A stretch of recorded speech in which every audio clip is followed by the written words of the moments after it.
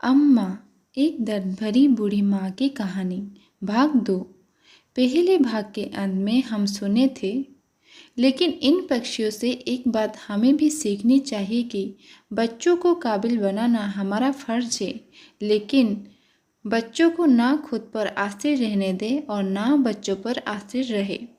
काश ये सीख मैंने पहले सीख ली होती। धीरे धीरे पार्क में मॉर्निंग वॉक करने वाले लोगों की भीड़ कम होने लगी। अम्मा सोच रही थी कि अब वो कहाँ जाए। कोई मंजिल होती तो दूसरे की तरह वो भी उस ओर चली देती। कुछ सोचकर वो उठी, सूर्य देवता को नमस्कार किया, आँख बंद करके अपने प्रभु को याद किया और अपनी मंजिल किस्मत पर छोड़कर बस कदम बढ़ाने लगी। कहानी के आगे दिमाग में बस ये चल रहा था, इन रुपयों के ख़त्म होने के पहले कुछ काम ढूंढना है, पर कैसे और क्या काम? जब कुछ उसे समझ नहीं आया तो उसने अपने सारे सवाल अपने प्रभु को समर्पित कर दिए और शांत मन से अपने कदम बढ़ाने लगी। मुन्ना के बेटे बिरल की उसे रह रह कर याद सता रही थी। 15 साल का हो गया, लेकिन अब भी मुझसे जब तक कोई कहानी नहीं सुन लेता सोता नहीं है। अपने बाप को अकेला आते देखकर उस पर क्या बीतेगी? मुन्ना क्या कहेगा उसे? क्या कह पाएगा कि वो अपने माँ को मेले में छोड़ आया? मुन्ना ने जो मेरे साथ किया, क्या सपने में भी वो कभी सोचेगा कि भविष्य में बिरल भी ऐसा ही कर सकता है उसके साथ? इतना सब सोचा होता तो शायद वो ऐसा करता ही नहीं। खैर, जैसे प्रभु की इच्छा, जरूर उन्होंने मेरे लिए कुछ अलग सोच रखा है। बूढ़ी औरत चलते चलते एक जगह जाकर ठहर गई। कई बच्चे एक बिल्डिंग के अंदर जा रहे थे। कुछ समय बाद मेरा बिरल भी इतना बड़ा हो जाएगा, वो भी ऐसे बड़े कॉलेज में जाएगा। कॉलेज रोड के उस तरफ था और बूढ़ी औरत रोड के इस तरफ। वो खड़ी होकर बच्चों को निहारने लगी। इन बच्चों को देखकर उसे बड़ी खुशी मिल रही थी। तेज आवाज़ ने उसका ध्यान खींचा। एक चाय की टपोरी जैसी कच्ची दुकान थी। उस पर एक स्टोव था। दुकान के अंदर एक आदमी खड़ा था, जिससे कई लड़के बात कर रहे थे। क्या पांडे जी, कितना इंतजार करवाएगा? पराठे के लिए 10 मिनट से तो खड़े हैं। बस आने वाला होगा परमेश्वर। इस हरामखोर को भी धंधे के वक्त उल जुलूल काम याद आते हैं। 2 मिनट के कहकर गया था, अब तक नहीं आया। इस बात तो काम से निकाल दूंगा। मेरे गांव का है, वरना कब का नौकरी से निकाल दिया होता। 10 मिनट बाद लेक्चर शुरू हो जाएगा। अच्छा, एक चाय और टोस्ट ही दे दो। बूढ़ी औरत उस दुकान वाले के पास गई, बोली, आप कहे तो मैं पराठा बना दूं इन बच्चों के लिए? अरे, आप क्यों बनाएंगी? इन बच्चों को खिलाकर अच्छा लगेगा मुझे। चिंता मत करो, तुमसे कुछ लूँगी नहीं। बूढ़ी अम्मा के लिए 4-5 पराठे बनाना तो मामूली सा काम था। जिंदगी भर खाना ही तो बनाया था और उनके हाथ का स्वाद ऐसा कि पूरी गांव में उनकी तारीफ होती थी। उन्होंने पराठे बनाकर बच्चों को खिलाए। आज के पराठे बच्चों को कुछ अलग ही मज़ा दे रही थी। वाह, क्या पराठे बनाए हैं अम्मा, मज़ा आ गया। हर रोज लड़कों की बातें सुनती पड़ती थी पंडित जी को। कभी पराठा कच्चा तो कभी जला हुआ। बच्चों के मुंह से तारीफ सुनकर आज उनका सीना थोड़ा चौड़ा हो गया। थोड़ी देर में परमेश्वर भी आ गया। ये क्या, मैं गया और किसी और को काम पर रख लिया? ये तुमने सही नहीं किया। बिना पूरी बात समझे परमेश्वर बिगड़ गया। पांडे फिर कहाँ चुप रहने वाले थे। हाँ, रख लिया। मेरी दुकान है और मेरी मर्जी। तू साले क्या करेगा? मेरे गांव का नहीं होता तो कब का निकल बाहर किया होता। अरे क्यों लड़ रहे हो बेटा? किसी ने तुम्हारी नौकरी नहीं ली, मैं चली। तुम करो अपनी नौकरी। पांडे जी ने अम्मा को रोका। अम्मा, तुम काम करोगी? बेटा, काम तो मुझे चाहिए, लेकिन किसी का काम छीन कर नहीं। काम का क्या लोगी? जितनी मैं स्वाभिमान से जी सकूं। तुम्हारा घर कहाँ है? जब से घर छोड़ा है तब से अब पूरा संसार ही मेरा घर है। अम्मा, तुम यहाँ काम करो, रात में यहीं सो सकती हो। गद्दी का इंतजाम मैं कर दूंगा। महीने का 5,000 दूंगा। रहना खाना मुक्त। परमेश्वर, तुझे मैं आखिरी मौका दे रहा हूँ। तू अम्मा की मदद करेगा। पराठे वो बनाएगी। सब्जी बाजार से लाना, उबालना, मसाला बनाना और आटा गूंदना तेरे जिम्मे और पराठा बनाना अम्मा के। समझ आई बात? बेमन से परमेश्वर ने हाँ कह दिया, जैसे किसी ने उससे उसकी गद्दी छीन ली हो। आज अम्मा के पराठे की शायद कॉलेज के अंदर ज़्यादा ही तारीफ हो गई। लेक्चर के बाद काफ़ी लड़के पराठा खाने आने लगे। अम्मा ने जो काम शुरू किया तो फिर दोपहर 3 बजे जाकर ही उन्हें विश्राम मिला। आज पांडे जी बहुत खुश थे। पूरी दिन की आमदनी कुछ ही घंटों में निकल आई। अम्मा, अब तुम भी कुछ खा लो। अम्मा ने कुछ और पराठे बनाकर परमेश्वर और पांडे जी को भी खाने को दिए और फिर खुद खाने बैठ गई और मन ही मन ईश्वर को धन्यवाद दिया। उसने कभी जिंदगी में नहीं सोचा था कि वो कभी खुद कमाएगी। अपने कमाई की रोटी खाना कितना सुकून देता है, आज उसे पता चल रहा था। पांडे जी ने शाम को एक गद्दी का इंतजाम कर दिया ताकि दुकान में ही अम्मा सो सके। परमेश्वर, कल ठीक समय पर आकर अम्मा की मदद करना, वरना समझ ले कल तेरा आखिरी दिन होगा। क्या आप बार बार धमकी आते रहते हो हमें? अबे धमकी नहीं है, ये आखिरी चेतावनी है, समझा? शाम 8 बजे पांडे जी और परमेश्वर निकल गए। रह गई अकेली अम्मा। सुबह ये जगह जो बच्चों से गुलजार थी अब सुनसान सी पड़ी थी। इंसान जब अकेला होता है तो उसे अपनों की यादें अपने ओर खींच लेती है। अम्मा भी उन यादों में खींची चली जा रही थी। कहते भी हैं मूल से ज़्यादा शुद्ध प्यार होता है। उन्हें बिरल की बहुत याद सता रही थी। यही वो समय होता था जब वो अम्मा से कहता, आज कोई नई कहानी सुनाओ, और अपने स्कूल की सारे दिन की दिनचर्या बताता। किससे झगड़ा किया, किस टीचर ने तारीफ की तो किसने आज क्लास के बाहर खड़ा किया। अम्मा बिरल की खास दोस्त थी जिससे वो कुछ नहीं छुपाता था। बिरल जानता था कि उसकी माँ अम्मा को पसंद नहीं करती, इसलिए अपनी पॉकेट मनी से वो अपनी प्रिय अम्मा के लिए चीज़ें लाता रहता। अम्मा को इस उम्र में भी इमली की खट्टी मीठी गोलियाँ बड़ी पसंद थी और मोतीचूर के लड्डू। बाहर आंगन में उनकी खटिया डली रहती थी और स्कूल से आकर बिरल अपना बैग खटिया के नीचे रखकर पहले अपने अम्मा के पास जाता। अम्मा उसका माथा चूमकर कहती, आज मेरे बेटे ने क्या कारनामे किए, और फिर शुरू हो जाती बिरल की कभी ख़त्म न होने वाली बातें। और मौका देखकर वो चुपके से अम्मा के हाथ में कभी लड्डू थमा देता तो कभी उनकी प्रिय इमली की खट्टी मीठी गोली। गद्दे पर लेटी अम्मा अपने पोते को याद कर आंसू बहा रही थी। सोच रही थी कि बिरल कैसे रहा होगा उनके बिना। अब तक तो मुन्ना घर पहुंच चुका होगा। क्या कहा होगा उसने? बिरल ने मुझे इलाहाबाद से अमरूद लाने को कहा था। बेचारा, जाने अब कब उसकी ये फरमाइश पूरी कर भी पाऊंगी या नहीं। सोचते सोचते रात के करीब 2 बज गए। अम्मा ने सोचा अब थोड़ा सो लेती हूँ, फिर सुबह से मेहनत करनी है। नींद नहीं होगी तो काम भी ठीक से नहीं कर पाऊंगी। लेकिन सोचने से ही नींद आ जाए तो क्या बात होती। नींद अम्मा की आंखों से कोसों दूर थी। बेटे के लिए माँ एक सामान भी हो सकती है जिसकी एक मुद्दत होती है। जैसे मुद्दत पूरी होने पर सामान को फेंक दिया जाता है, आज वो खुद को वैसा ही महसूस कर रही थी।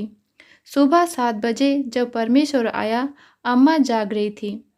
क्या अम्मा, नई जगह नींद नहीं आई क्या? अम्मा मुस्कुरा दी, क्योंकि कई सवालों के जवाब नहीं होते। अम्मा, मैं सब्जी ले आई हूँ, आलू उबालने के लिए चढ़ा रहा हूँ, उसके बाद आटा गूंद दूंगा, और कोई काम हो तो बता देना। शेर से शिकायत मत करना, बहुत खिटपिट करता है।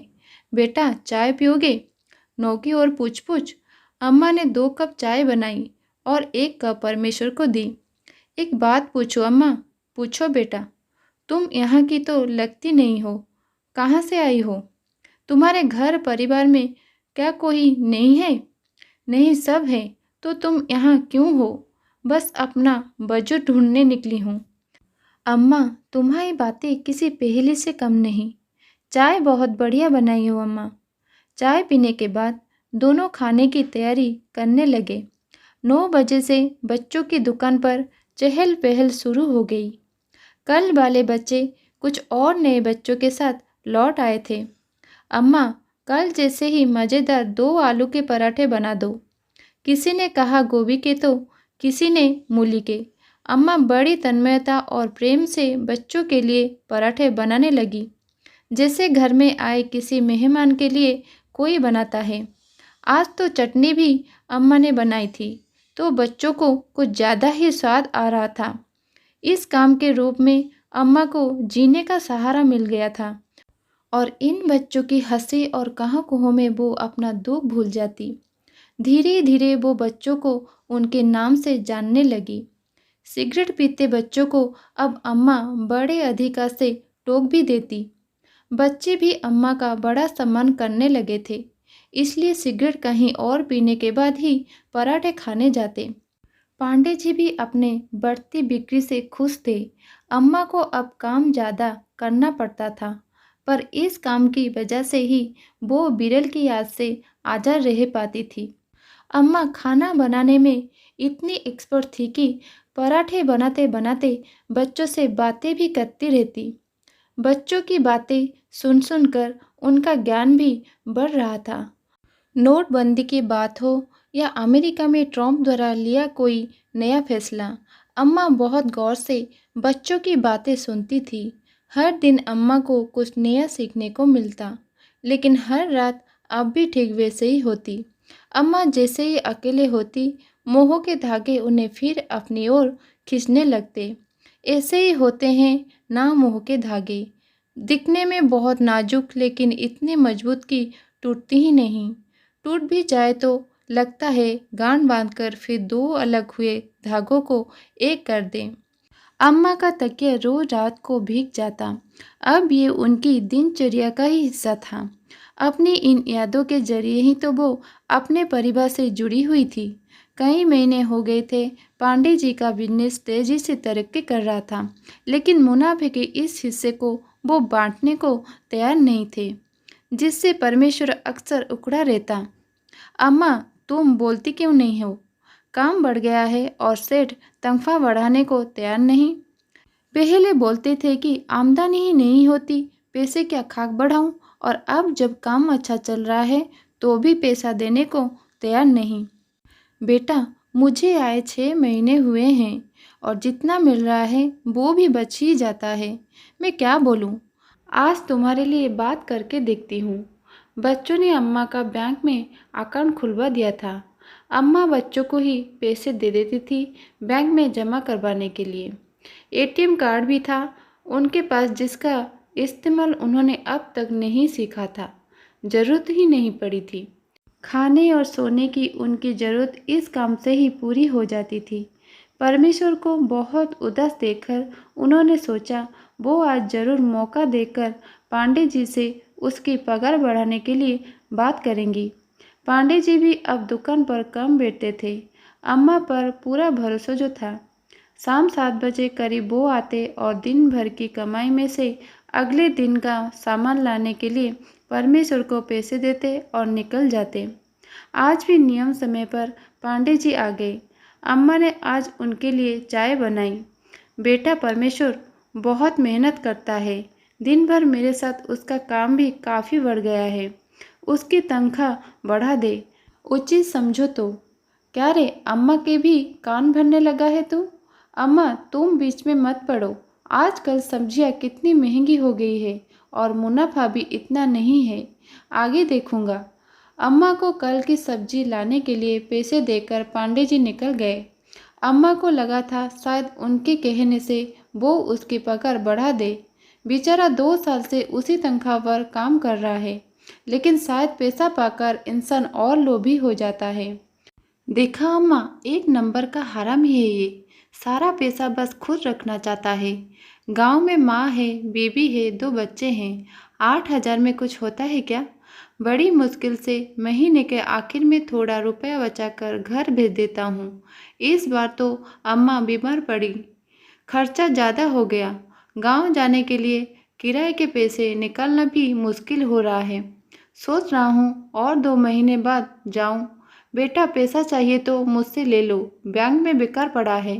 अम्मा, आपसे पैसा लेना अलग है और हक का पैसा अलग। 2 साल से उसी तनख्वाह में काम कर रहा हूँ, अब यहाँ मन नहीं लगता। बेटा, धैर्य रखो, आगे अच्छा होगा। अम्मा, क्यों ना हम दोनों मिलकर नया धंधा लगना शुरू करें? मेहनत तो हम दोनों ही करते हैं ना, मुनाफा ये खाता है, तब मेहनत भी हमारी होगी और मुनाफा भी। बेटा, मुश्किल में पांडे जी ने मुझे सहारा दिया, मुझे ऐसे अच्छा नहीं लगेगा। एक बार फिर तुम्हारे लिए बात करूंगी मौका देखकर। ठीक है अम्मा, चलो अब मैं चलता हूँ, फिर कल आऊँगा। हम तो नौकर लोग हैं, देखो कब तक भगवान इस सेठ की चाकरी करवाता है। कुछ दिन और निकल गए। अब परमेश्वर काम पर तो आता, पर उसका काम में मन नहीं लगता था। अम्मा उसका उदासी चेहरा देखकर दुखी हो जाती।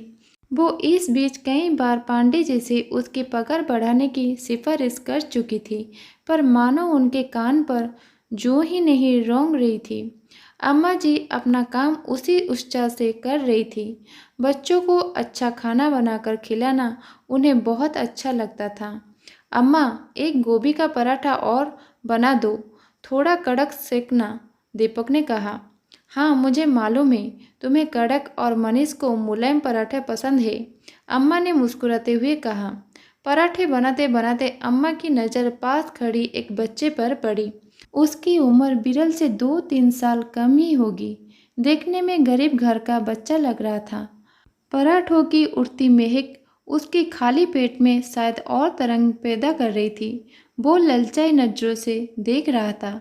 अम्मा ने उसे अपने पास बुलाया। पराठा खाएगा? उसने हाँ में सिर हिलाया और धीरे से कहा, पैसे नहीं हैं। कोई बात नहीं, वहाँ बैठो, मैं देती हूँ तुम्हें। दीपक और मनीष का पराठा बनाने के बाद अम्मा ने उस लड़के के लिए पराठा बना दिया। वो बच्चा शायद बहुत भूखा था। उसने गरम पराठा ही मुंह में डाल दिया और उसका मुंह जल गया।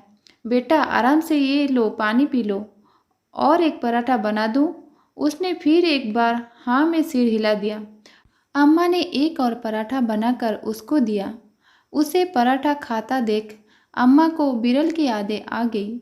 इतना बड़ा हो गया फिर भी कई बार जिद करता था, मुझे आज अपने हाथ से खिलाओ।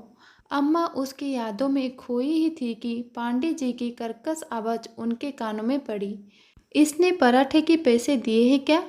अम्मा ने कहा, नहीं, मैं इतनी मेहनत से कमाता हूँ, आज दिन में नहीं आता तो पता ही नहीं चलता कि तुम लोग ने यहाँ लंगर खोल के रखा है। अम्मा को पांडे जी की ये बात अच्छी नहीं लगी। बेटा, मेरे तनख्वाह से काट लेना, देख लिया तो तनख्वाह से काट लेना, नहीं देखा तो मेरा पैसा ऐसे ही लुटाती। आज अम्मा को महसूस हो रहा था कि नौकरी में कितनी मजबूरी होती है, गलत ना होते हुए भी सुनना पड़ता है। पांडे जी कुछ और बोलते उससे पहले परमेश्वर बोल पड़ा, ठीक से बात करो, उम्र से बहुत बड़ी हैं। पांडे जी को अपने यहाँ नौकरी करने वाले की ये बात कैसे बर्दाश्त होती। वो और भड़क गए। ऐसा माहौल देखकर वो बच्चा आधा पराठा छोड़कर जाने कहाँ चला गया था। अम्मा को बहुत दुख हुआ। वहाँ बैठे बच्चे भी अब इस लड़ाई में भी शामिल हो गए। अम्मा से कोई तेज आवाज़ में बोले, ये उन्हें कहाँ बर्दाश्त था। इतनी आवाज़ में अम्मा की आवाज़ कौन सुनने वाला था।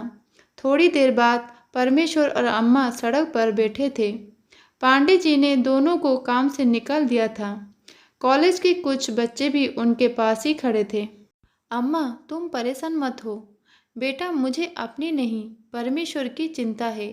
मैं तो अकेली ही हूँ, उसके काम से उसके पूरी परिवार का पेट पलता है।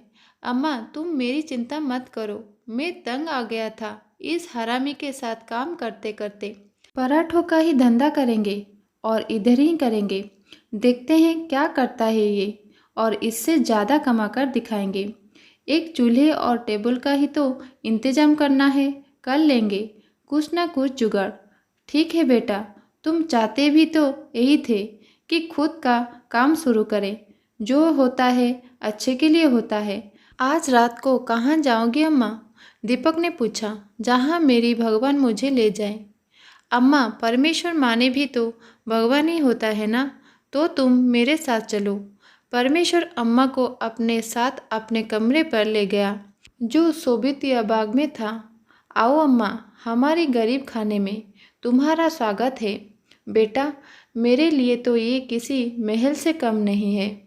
कमरे में सामान ना के बराबर था, पर खटिया कही थी जो कपड़ों से लदी थी। कमरे के एक कोने में स्टोव था और गिनती के कुछ बर्तन। कमरे से लगकर ही बाथरूम था। एक किनारे पर चटाई के ऊपर एक गद्दा बिछा था और उसी के पास एक घड़ा था जो एक छोटी तस्तीर से ढका था। आराव सर पर एक गिलास उल्टा रखा था। अम्मा, बैठने और सोने के लिए यही है जो है। जो है बहुत है बेटा। गद्दा इतना बड़ा तो था नहीं जिस पर दो लोग सो सके। इसलिए अम्मा के बैठने के पहले परमेश्वर ने गद्दे के नीचे से चटाई निकाली। अम्मा, तुम गद्दे पर सो जाना, मैं चटाई पर सो जाऊंगा। बेटा, माँ की नींद तभी आती है जब माँ अपने बच्चों को सुकून से सोते देखती है। परमेश्वर अम्मा की गोदी में सर रखकर रोने लगा। शायद उसे अपनी माँ की याद आ गई थी। अम्मा ने प्यार से उसके सिर पर हाथ फेरा। बेटा, ये मुश्किल का समय भी कट जाएगा। हाँ अम्मा, माँ की दुआओं में बहुत ताकत होती है। अच्छा बताओ, क्या खाओगी? घर पर क्या रखा है? सब्जी तो नहीं है, मैं बाहर से लेकर आता हूँ। बेटा, दाल चावल है तो खिचड़ी बनाती हूँ मैं आज। हाँ अम्मा, ये तो मिल जाएगा। परमेश्वर ने 2 डब्बे निकालकर अम्मा के सामने रख दिया और मसालेदानी भी। अम्मा, तीसरे डब्बे में आटा रहता है। अम्मा, बाथरूम में सुबह शाम ही पानी आता है, एक एक घंटा इसलिए भर के रखना पड़ता है। खिचड़ी बनाने के लिए घड़ी का पानी इस्तेमाल कर लेना। अम्मा, मैं नीचे से होकर आता हूँ। परमेश्वर नीचे गया और करीब आधे घंटे बाद आया। कमरे में खिचड़ी की सुगंध आ रही थी। अम्मा, माँ के हाथ में जादू होता है। मेरी खिचड़ी से तो ऐसी महक कभी नहीं आती। परमेश्वर के हाथ में एक चादर था। अम्मा, ये तुम्हारे लिए एक ही चादर था, इसलिए लेने गया था। अम्मा सोच रही थी कि कोई भी तो रिश्ता नहीं है इससे मेरा, फिर भी मेरे लिए कितना कर रहा है ये। सच में कई बार खून के रिश्तों से बढ़कर हो जाता है प्रेम के रिश्ते। खिचड़ी खाते खाते दोनों बातें करने लगे। अम्मा, मैं खाना खाकर बाहर जाता हूँ और कल के लिए एक चूल्हे और टेबल का इंतजाम करता हूँ। कल से ही हम काम शुरू करेंगे। ठीक है बेटा, मेरा एटीएम कार्ड ले जाना। जितने पैसों की ज़रूरत हो निकाल लेना। नहीं अम्मा, अभी है, जब ज़रूरत होगी बताऊंगा। खाना खाकर हाथ धोते धोते परमेश्वर ने कहा, अम्मा, मेरा इंतज़ार मत करना, सो जाना। हो सकता है तो मुझे देर हो जाए। और वो कमरे से बाहर निकल गया। करीब 10:30 बजे परमेश्वर कमरे में दाखिल हुआ। उसके हाथ में एक पुराना गद्दा था। अम्मा किसी सोच में डूबी थी। गद्दा जमीन पर पटकते हुए परमेश्वर ने पूछा, अरे अम्मा, तुम सोई नहीं? बेटा, कमरे की कड़ी बहुत ऊंची है, इसलिए लगा नहीं पा रही थी, और फिर कमरा खुला छोड़कर कैसे सो जाती? अरे अम्मा, यहाँ कमरे में लेने के लिए है ही क्या? और जो इस सामान को भी चुरा कर लेकर जाएगा तो संतोष कर लूँगा, ये सोचकर कि उसकी हालत मुझसे भी कमज़ोर होगी। पुराने कपड़े और कुछ गिने चुने बर्तन ही तो है। अम्मा हंस दी। ये गद्दा कहाँ से ले आए तुम? अम्मा, मेरे गांव का ही एक लड़का है, अभी 1 महीने के लिए गांव गया है, तो बस उसका गद्दा उठा लाया। बच्चों को भी माँ को जमीन में सुलाकर नींद नहीं आती। अब आप भी गद्दे पर सोना, मैं भी। टेबल और स्टोव का भी जुगाड़ कर लिया है। अम्मा, मैं सुबह घर से जल्द निकल जाऊंगा। आप सुबह 10:30 बजे तक यूनिवर्सिटी के पास आ जाना। वहीं से शुरू करेंगे अपना नया धंधा, ठीक पांडे जी के दुकान के सामने, जो नीम का पेड़ है उसके नीचे। बेटा, मैं वहाँ कैसे पहुँचूँगी? कमरे से निकलकर दाएं जाना। 2-3 दुकान छोड़कर ही ऑटो खड़ा होगा। उसे कहना यूनिवर्सिटी छोड़ दे। जब ऑटो में सवारी पूरी हो जाएगी तो वो 10 रुपये में आपको कॉलेज के पास छोड़ देगा। अच्छा याद दिलाया, ये 50 रुपये आप रखो ऑटो से जाने के लिए। बेटा, अभी मेरे पास है कुछ पैसे। ठीक है अम्मा, कभी अचानक ज़रूरत पड़ जाए तो दाल के डब्बे में 100-150 रुपये पड़े रहते हैं। अच्छा बेटा, अब सो जाओ, कल जल्द उठना भी है तुम्हें। हाँ अम्मा। परमेश्वर गद्दे पर लेट गया, लेकिन तकिए के बिना उसे नींद नहीं आ रही थी। वो उठा, खूंटी पर से कुछ कपड़े उठाए और सिर के नीचे लगाकर सो गया। 3 मिनट में ही वो खर्राटे भी मारने लगा। बेखबरी से उसे सोते देखे अम्मा को अच्छा लगा। वो मन ही मन ईश्वर से उसके लिए प्रार्थना करने लगी कि उसके नए धंधे में उसे सफलता मिले। अम्मा अतीत और वर्तमान में उलझी कब सो गई उन्हें पता ही नहीं चला। जब नींद खुली तो देखा परमेश्वर कमरे में नहीं था। नियम समय पर अम्मा जी यूनिवर्सिटी पहुंच गई। नीम के पेड़ के नीचे परमेश्वर ने अपनी दुकान सजाई थी और वो काम में व्यस्त था। अम्मा को देखकर बोला, अरे आ गई अम्मा, बस तुम्हारा ही इंतजार हो रहा था। पराठों का मसाला तैयार कर दिया है। बच्चे कई बार पूछ कर जा चुके हैं, फिर आते ही होंगे। मैंने उन्हें कह दिया। पहला पराठा तो अम्मा के हाथ में से ही बनेगा। पांडे जी की दुकान सामने बंद पड़ी थी। अम्मा उस ओर देखने लगी। 6 महीने उस दुकान में ही उन्होंने बिताए थे। उन्हें बंद दुकान देखकर अच्छा नहीं लगा। अम्मा को देखकर कॉलेज के बच्चे आ गए। दीपक ने कहा, अम्मा, तुम्हारे पराठों का ही इंतजार कर रहे थे, अब बस जल्दी खिला दो, बहुत भूख लगी है। और आज पहला पीरियड अटेंड करना है मुझे। परीक्षाएं आ रही हैं, बहुत मटरगति हो गई, अब पढ़ाई पर फोकस। ठीक है बेटा, अभी बनाती हूँ। मनीष कहाँ है? आज तुम्हारे साथ दिखाई नहीं दे रहा। अम्मा, उसके बहन को आज लड़के वाले देखने आ रहे हैं, इसलिए नहीं आ रहा है आज। अम्मा पराठे बनाने लगी। परमेश्वर ने नीम के पेड़ पर एक तख्ती लटकाई थी जिस पर पराठे की दाम लिखी थी। पराठों का दाम पांडे जी की दुकान से कम रखा था और आज विशेष ऑफर भी था, 2 पराठों के साथ तीसरा मुफ्त। परमेश्वर पराठे बनाने में अम्मा की मदद करने लगा। विशेष ऑफर का लाभ उठाने के लिए आज कुछ ज़्यादा ही भीड़ लग गई। अम्मा के हाथ निरंतर चल रहे थे और परमेश्वर के भी।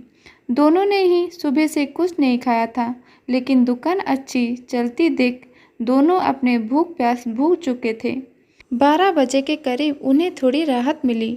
अम्मा चलो, अब तुम बैठो, मैं पराठे बनाता हूँ। थोड़ी देर बाद खाने के लिए फिर भीड़ लगने लगेगी। अम्मा बैठ गई, वो भी थक गई थी। परमेश्वर ने पराठे बनाकर उन्हें दिए और फिर दोनों मिलकर पराठे खाने लगे। आज परमेश्वर ने बिना कुछ खाए रोज़ के मुकाबले ज़्यादा मेहनत की थी, फिर भी उसके चेहरे पर प्रसन्नता थी। अम्मा ने मन में सोचा, ये अंतर होता है जब हम किसी की नौकरी करते हैं और जब खुद का काम करते हैं। पराठे खाते खाते अम्मा की नज़र सामने की दुकान पर पड़ी। पांडे जी के साथ एक आदमी और था जो दुकान खोल रहा था। शायद परमेश्वर की जगह उसे काम पर रखा था। पांडे जी की नज़र भी परमेश्वर की नई दुकान पर पड़ी। परमेश्वर और पांडे जी की नज़र टकराई। दोनों की आंखों में एक दूसरे के लिए साफ कड़वाहट पता चल रही थी। करीब 1 घंटे बाद परमेश्वर की दुकान पर फिर भीड़ जमा होने लगी। वहीं पांडे जी की दुकान खाली पड़ी थी। हक्का दुक्का लोग वहां चाय और सिगरेट पी रहे थे। एक बार फिर पांडे और परमेश्वर की नज़र आपस में टकराई। इस बार परमेश्वर की आंखों में जीत की खुशी थी। वहीं पांडे जी अपनी इस हार से तेल मिला रहे थे। जीतने के लिए उन्होंने पराठों के दाम आधे कर दिए। कुछ लोग इस ऑफर का लाभ उठाने भी पहुंचे, लेकिन जिन्होंने अम्मा जी के प्यार से निर्मित स्वादिष्ट पराठे चख लिए हो, उन्हें ये कहाँ पसंद आने वाले थे। पांडे जी का ये पैंतरा भी फेल हो गया।